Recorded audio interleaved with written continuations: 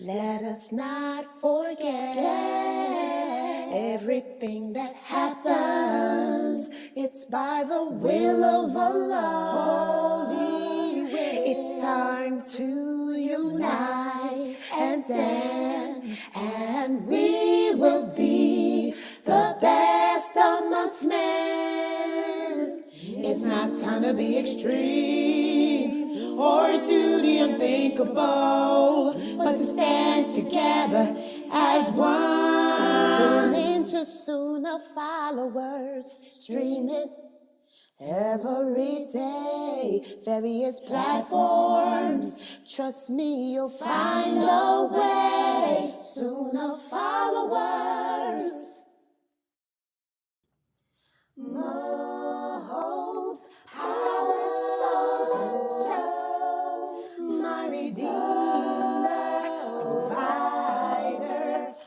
The Prophet Sallallahu Alaihi Wasallam said, anyone who puts to memory the names of Allah can only be guaranteed paradise. But it's not just simple remembrance. It's taking the names of Allah and seeing that He is who He says He is, and then applying it to your heart and showing it through your actions. Join Ustadah Laila Nasheeba as she takes us through the names and attributes of Allah. Wake up in the morning, hands and feet get wet, my Lord. Get wet, get wet, my Lord. Wet, my Lord. Wet, my Lord. Wake up in the morning, hands and feet get wet. Getting ready for our conversation, deep and in-depth. Obligations are serious and need to be met, so I prepare so I won't forget. Go ahead and make a good intention. Yeah, yeah. You can rack up some good things. Yeah, make a donation to the side and go from left to make it right. Just remember and don't lose sight. Jannah is the goal. Jannah is the goal. Jannah is the goal. Seerah of the Prophet Muhammad, the final messenger. The seerah of the Prophet Muhammad, the final messenger. The seerah of the Prophet Muhammad, the final messenger. The seerah of the Prophet Muhammad, the final messenger. The seerah of the Prophet Muhammad, the final messenger.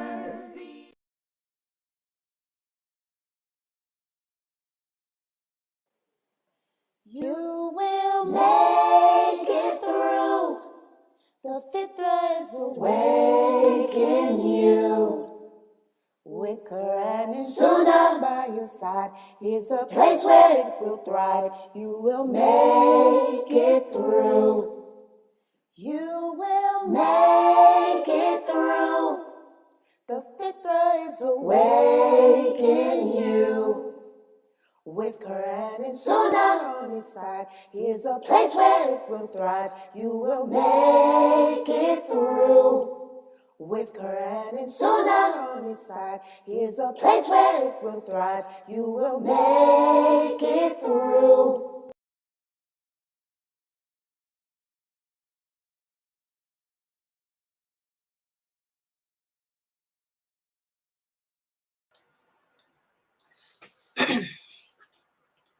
Ina alhamdulillah, wa salat wa salam ala wa rasulallah. I want to welcome everybody to our first class for tonight. Well, not our first, but our second class, which is the most important class of all. This is our Aqidah class. And alhamdulillah, everything in this class that I'm teaching, these are the things that we need to know. This is what will help us get through the questioning of the grave. This is also the information we need to learn as to how to live a successful life in this world too. Everything, as I tell you all the time, everything begins with and ends with Tawheed.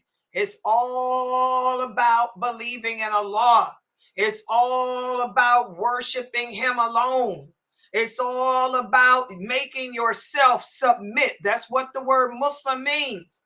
It's all about submitting yourself to Allah. You know, submittance means accepting the laws He came out with, accepting the things He commanded you to do and doing them, and staying away, rejecting the things that He told you to reject. It's all about making the Prophet Muhammad sallallahu alaihi wasallam your example in life, your leader in life. Because if we stick with Him and follow what He came with, life would be a lot better. Why? That doesn't mean that you won't have trials. That doesn't mean that you won't have tests, but it means you'll be able to overcome your trials. You'll be able to overcome your tests because you're putting to use the ingredients, the lessons, the advice that our Prophet sallallahu alaihi wasallam shared with us. And for this class, we're studying the book written by a great man. His name is Sheikh Kareem Abu Zaid. Let's talk about it. Some of you don't like Sheikh Kareem Abu Zaid. Y'all think he care? No. Same ones of you that don't like him don't like me. Do I care? No. It's when you start liking me that I'm going to start to worry that maybe I've changed. Maybe we've become like you people have. But this book should be a part of every English-speaking Muslim's library. Because what Sheikh Kareem Abu Zaid did in this trilogy, oh yeah, it's a trilogy. He broke down the meaning of that shahada that we testify to every day. What it means, what its ramifications are. And most Muslims don't understand what it means. They don't know its ramifications. And alhamdulillah, we are in the second part of the trilogy. Oh yeah. And mashallah, this chapter, I think we're on chapter 4. The chapter that we're on is such a very good chapter because what Sheikh Kareem Abu Zaid has done in this chapter is taken from his life experiences. He's an imam, as you all know. He has an Islamic community. He runs Islamic schools and all of that. Islamic University too. And he's used his life experience as to how we can come together in a non-Islamic society, come together as one and establish a Muslim community based on, first and foremost, our belief to Allah. And then secondly, our allegiance to Him, to the Prophet, to the religion and each other. How we can implement that allegiance and disassociation with each other and be successful. I kind of think I just got bit by a bee. I saw a bee flying around in my house, and all of a sudden there's something burning my back. I think that bee bit me. But that's okay. I'm going to keep it moving. I can handle that pain. It's the pain of the heart that I can't handle. Oh, I can take the physical pain. Oh, it's binging. It's stinging. Ma, I got bit by a bee. My mother watching. Oh, I feel it. Okay, I'm going to keep it moving. Oh, God, it hurts. All right. But subhanAllah, this chapter is so great, so informative. I think it did. It's the stinger stuck in there. I feel it, something stuck in there. You know, it's so informative because he's telling us how to live with each other, interact with each other, and be like the Prophet sallallahu alaihi wasallam and his companions were. So let me put the PowerPoint up on the screen, and I'll ignore this. I think the stinger is stuck in. That's what it feels like. That bee bit me, and here my cats come. You guys are late. Y'all should have got the bee before it bit me. Oh, God, it hurts. It's stinging. Okay, hold on for a second. Let me put the PowerPoint up on the screen. Ooh. God, he bit me. Jayla, you see I'm sweating. You better get over here because that bee bit me. I'm going to probably be sick. You know, I'm a hypochondriac. It hurts, y'all. Y'all see I'm sweating. That stinger is stuck in me. Come over here and get this stinger out, Jayla. It's stinging. Hold on for a second, guys. For real, he bit me. Fresno, am I getting ready to get sick? Pfizer? No. All right. Okay. Let's put the PowerPoint up on the screen. I'm sweating. My granddaughter just texted me. She said she's coming over. Okay, good. Because I'm bit for real. I'm starting to cry. All right, let's put the PowerPoint up on the screen. Oh. Yeah, it hurts. The cats weren't here on time to get the stinger, to get the bee. He got the stinger in there. I feel that stinger for real. SubhanAllah. Yeah, okay, let's put this on the PowerPoint up. Let me take it to this globe while I share. Oh, it really hurts. Okay, this is it. And let me take it to the right page. We stopped off right there, right? Okay. And let me share for you guys here. All right. Okay, everybody on YouTube, here we go.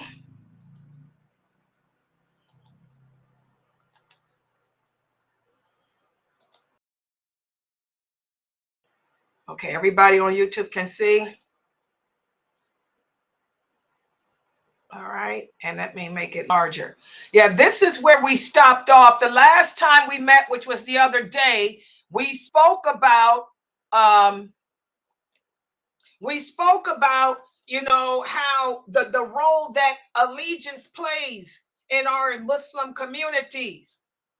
And now we're going to speak today about how to address the harmful behaviors in the Muslim communities. Because as you guys know, just because a person is Muslim doesn't mean that they have good manners, good character, good adab. That's what the word adab means. One of the new shahadas, Brother Edward, asked me, what does adab mean? Adab means behavior, character. You don't have to learn how to speak Arabic to be a Muslim. And just because you don't speak Arabic does not mean that you less than a person that do. It does not mean that you don't understand the religion either. That's garbage. But there are certain Arabic terms that we should be aware of because we'll hear them a lot, such as adab. It's referring to your behavior, your character, you know, your and all of that, your actions. So when we come upon other Muslims in our communities, not all of them have good behavior. Not all of them have good character. So today we're going to speak about how to address the harmful behaviors and still uphold our Islamic values. And when it comes to addressing harmful behaviors, that's where Bara comes in. Bara refers to distancing. This is when we might have to distance ourselves from others. Okay?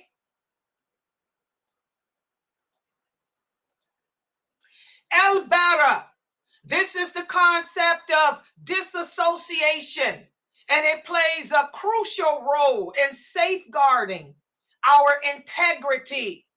It plays a great role in promoting justice It plays a great role in upholding our Islamic values. As Muslims, we don't cut each other off. We don't cut the ties with each other unless, the person really is a renegade. Okay? But there are some amongst us that we may have to distance ourselves from. For example, look at this picture I chose. These are kids in high school. They're all Muslim. One of the girls wears hijab and dresses correctly. The other girls are Muslim, but they don't dress correctly. They may not even be practicing. When the girl goes to school, she still interacts with them. They study together in class. She treats her sisters in Islam with respect, with dignity. She even greets them. She gives them all the rights. Remember, there are certain rights that we owe each other. The greeting is one. Yarhamakallah, when you sneeze, is another. But once school is over, the bell rings and it's time to go home. This girl in the hijab will distance herself. The other two girls may invite her over to hang out with them. She'll politely decline because their lifestyle, even though it's supposed to be like hers,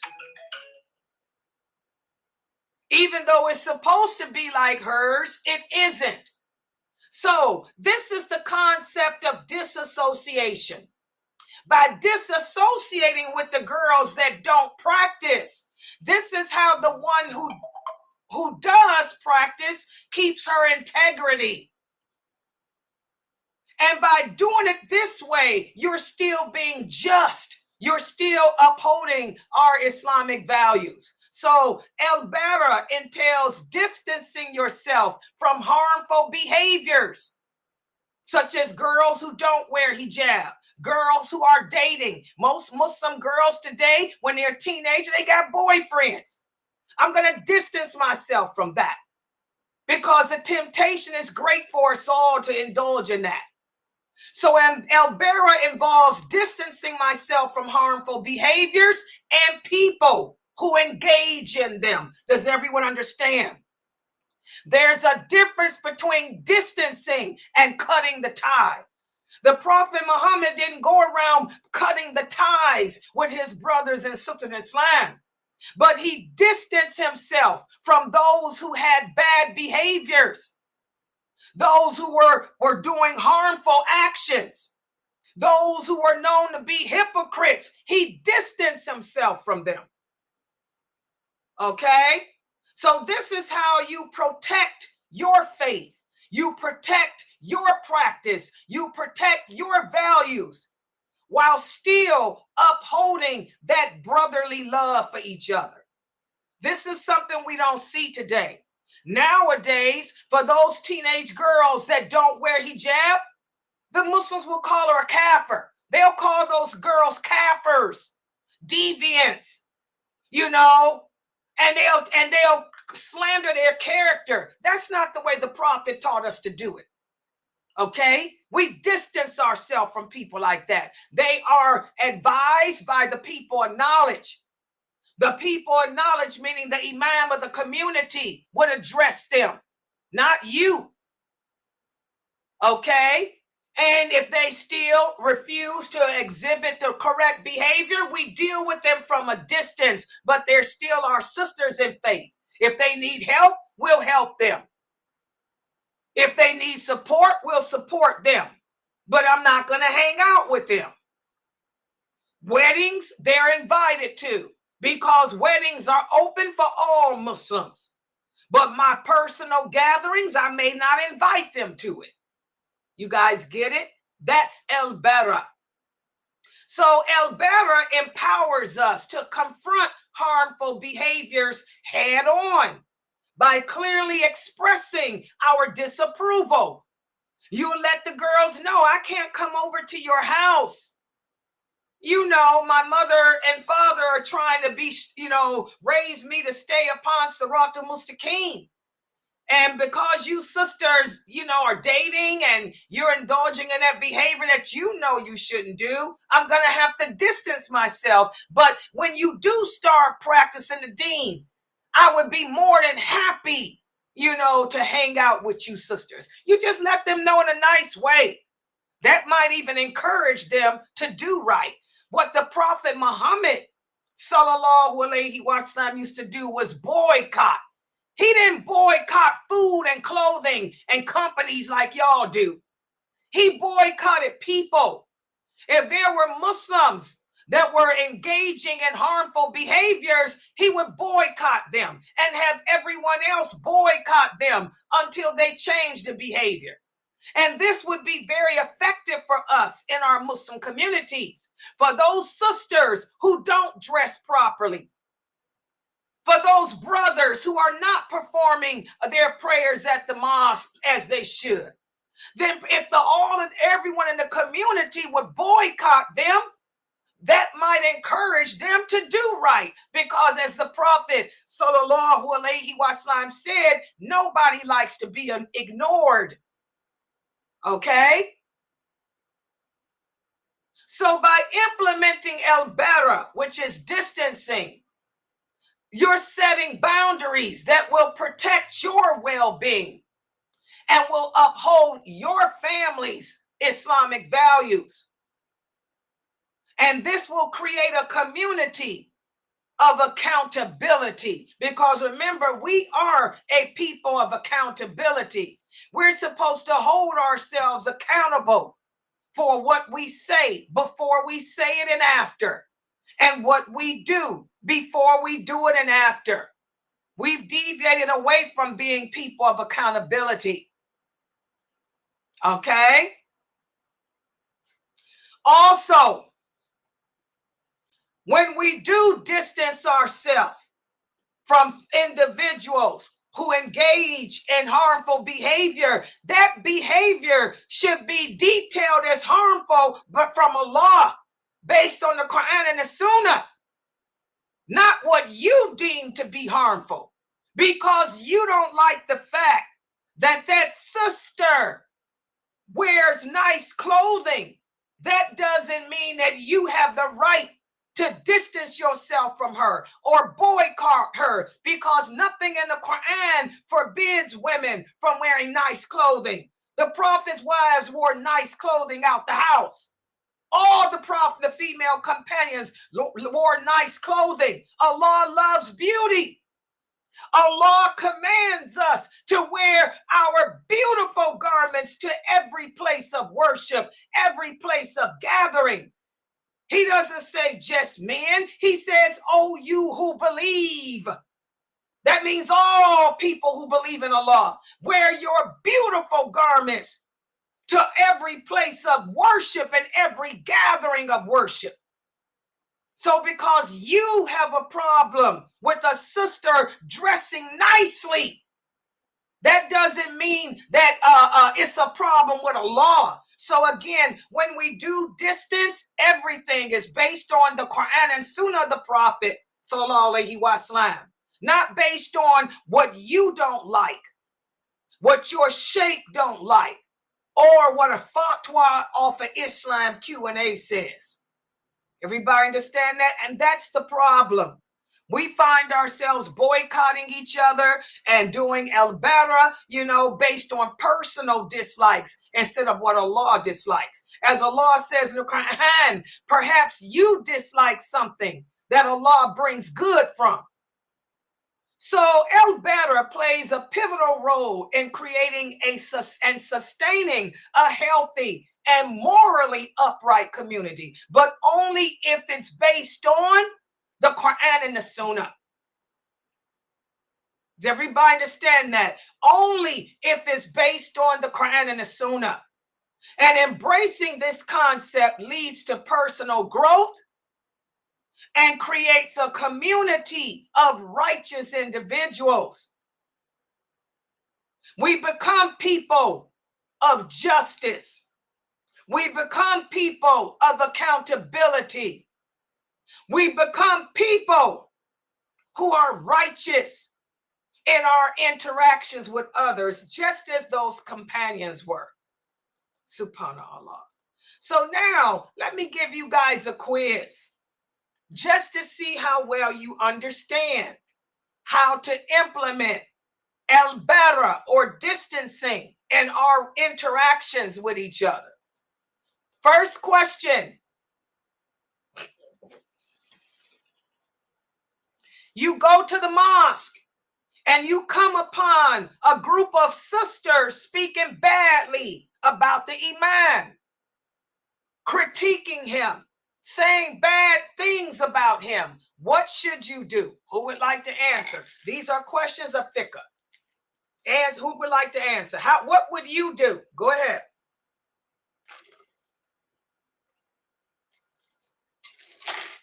And by the way, we have the class with Mukhtar, the life of the prophet, so I don't have all day while y'all pretend like you here. Anybody, you go to the mosque and you come upon some of the women speaking badly about the imam, what should you do? Simple question, very simple. You should advise that sister, whoever it is that it's a group about of someone. You should be able to.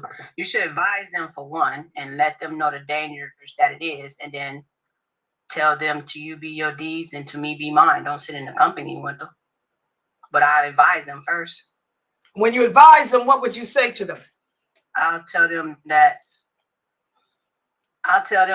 basically that you shouldn't be talking about the imam for one. He's a person that's of knowledge.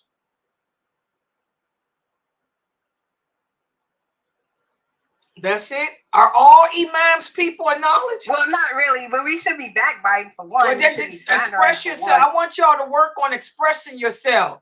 What would you advise? Anybody want to help her out? When you advise a person, in other words, what would you say to them? They're sitting there talking badly about the imam. What would you say? Seriously.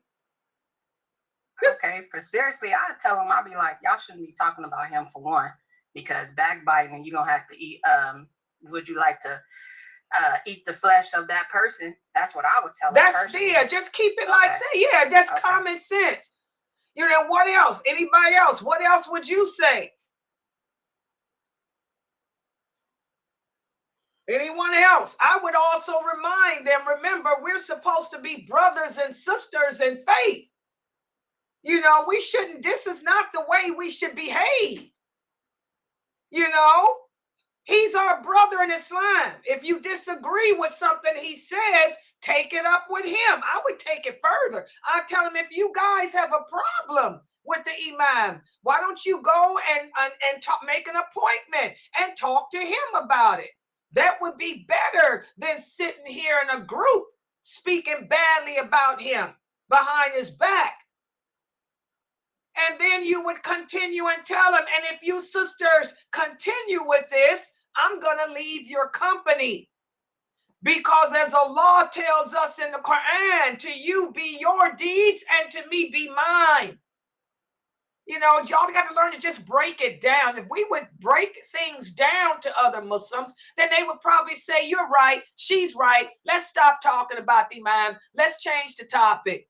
You're right. That's a good idea. Maybe we should, you know, make an appointment to bring this up to him. Okay. Next question. Why is it important to empathize instead of sympathize for others?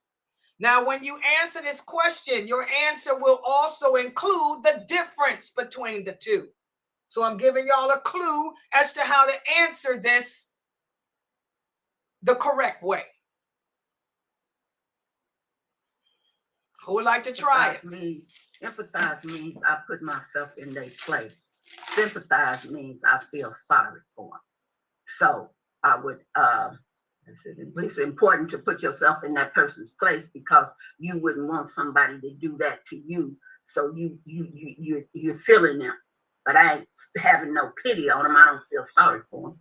Good job. I mean, you answered that pretty good. And add to that, Layla, I'm a perfect example. to people when I say, they're gonna take off another toe, they begin to sympathize with me. And I let them know, no, you don't have to sympathize, don't feel sympathy. I accept the decree of Allah, I accept it, I'm okay. So you need to empathize with me. MashaAllah. Exactly. And also including, what does, like Amina said, empathizing means to try and leads to help, because you're putting yourself in that person's shoes. So, but what does sympathizing lead to? Continue it up, somebody, to explain why it's important. Because sympathize means you get played on, because you're feeling sorry for them, so they're going to play you like you a sucker, just putting it in my words. That's true, too. What else about sympathy? Well, they'll make the person feel bad for themselves, as though, oh my gosh, I'm not going to come out of this. Oh my gosh, I know what you mean, girl. It can cause sympathy, can lead to a loss of hope. Sympathy can lead to that. And what else can sympathize and can cause you to do? You feeling so sorry for that person, what can it cause you to do? Go into depression? No, you're the one that's feeling so sorry. What's happening today? There's a lot of Muslims with sympathy for Gaza. What are they doing? Transgressing the limits. Exactly. You're transgressing the limits of Allah, because you feel sorry for these people instead of empathizing for them. You've reverted to tribalism. You've reverted to racism. You're even making TikTok videos saying, let the people in Africa who've been going through the same genocide, and these are Muslims. Do y'all know these are not Kafir Africans I'm talking about? I'm talking about the Sudanese. They're Muslim. I'm talking about the Muslim Africans in Ghana. A lot of them. I'm talking about the Muslims in Nigeria. I'm talking about the Muslims in Tanzania. I'm talking about the Muslims in Burundi. I'm talking about the Muslims in the Congo. We ain't talking about no Kafirs. There's more Muslims in Africa than there are in the Middle East, for those of you who didn't know that. Get some education. Okay? Because you feeling sorry for the Middle East, because that's what the world wants you to do. While you're feeling sorry for them, they're genociding all the Muslims in Africa. And you're telling us to tell the Muslims in Africa to eat mud, when they're losing their children too. Their daughters, their 9 and 10-year-old daughters in Sudan are being raped. They're killing their parents and keeping the girls to rape and impregnate. Did y'all know that? This genocide's been going on since 2012 in Africa, all over Africa. And these are Muslims. I don't care about the non-Muslims. When I talk about what's happening in Africa, y'all should automatically know I'm talking about Muslims. Nobody care about no non-Muslims. It's the non-Muslims doing it. Sympathy leads to transgression. Sympathy leads to a loss of hope. Sympathy leads to a pity party, whereas empathy leads to change. Empathy leads to hope. Empathy leads to justice, because you're putting yourself in those people's shoes and you're going to bring about justice. Whereas sympathy is the opposite. You're going to be unjust because you only care about a certain group. I'm so proud of the Sunnah followers women here on my website. They had a good Ramadan. MashaAllah. While the world was feeling sorry for Gaza,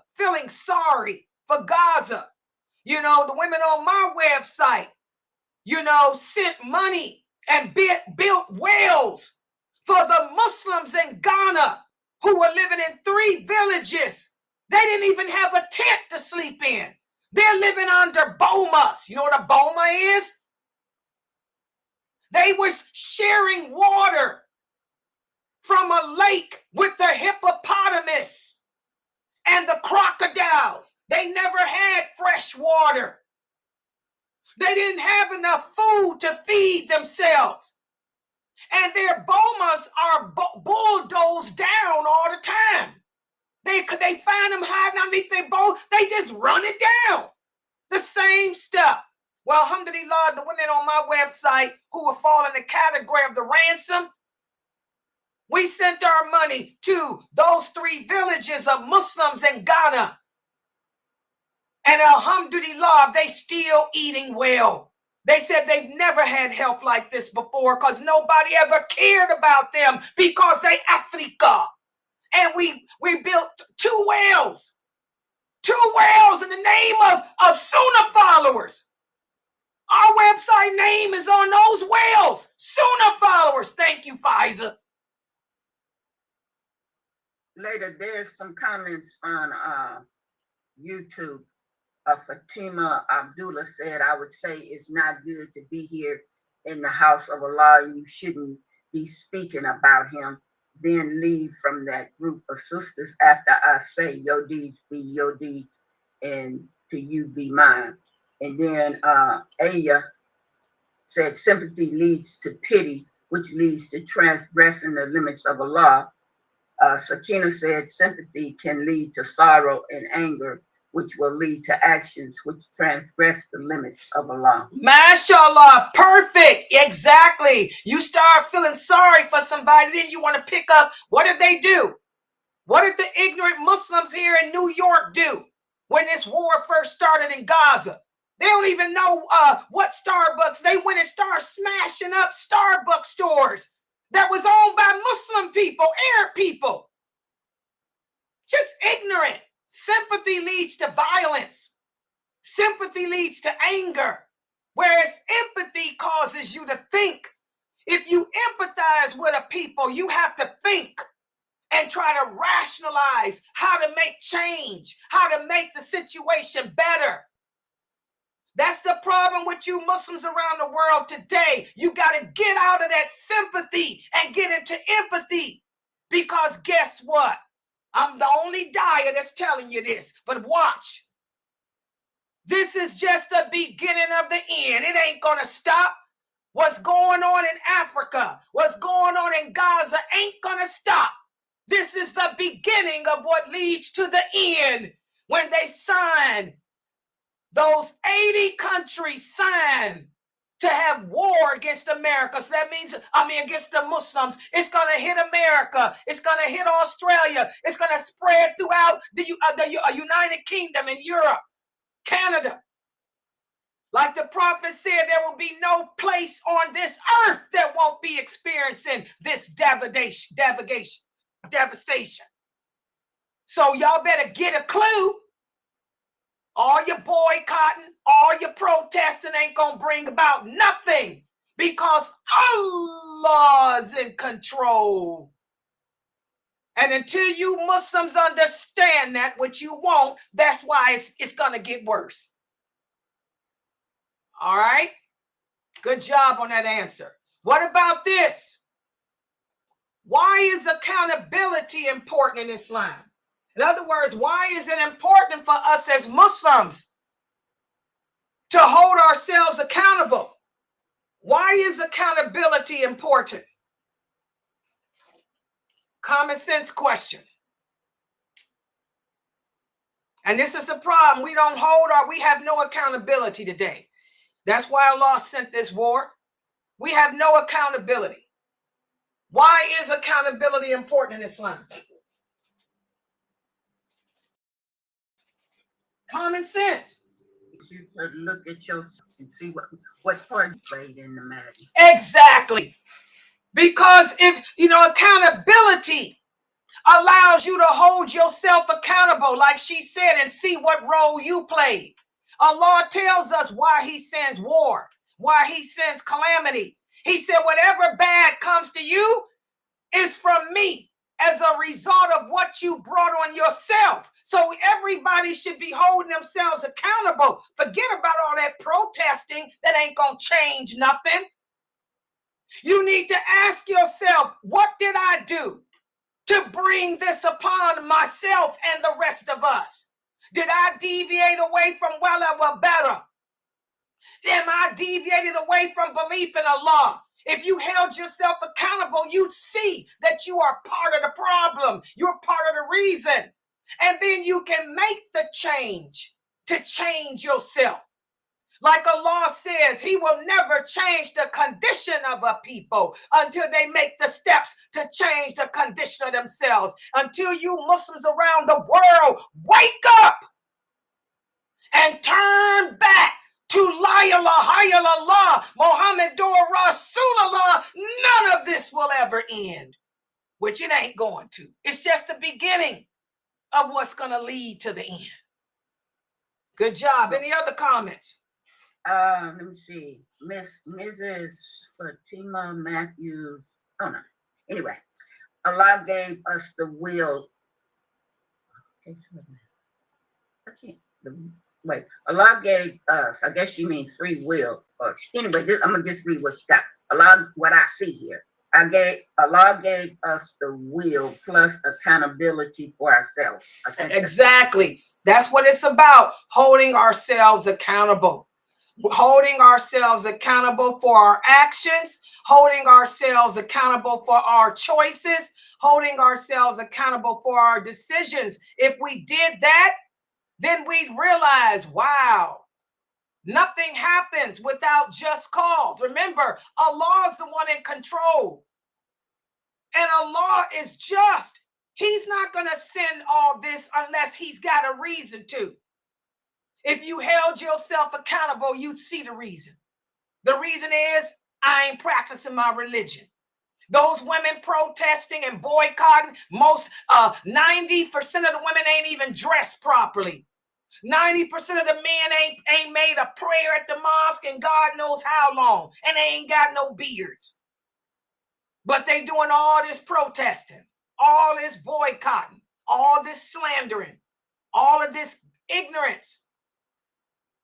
All right. Okay, I'm going to stop right here. This is Geechee. I just wanted to add one last thing. I just came to my phone if it's not too late. Hurry up. Also, with accountability, holding ourselves accountable, we're more likely to see our actions and running to Allah and asking Him for His forgiveness, as opposed to holding that and just, saying, no, we don't have no hope. And that's sinning against Allah. That's all. Exactly. That's what right on, Geechee.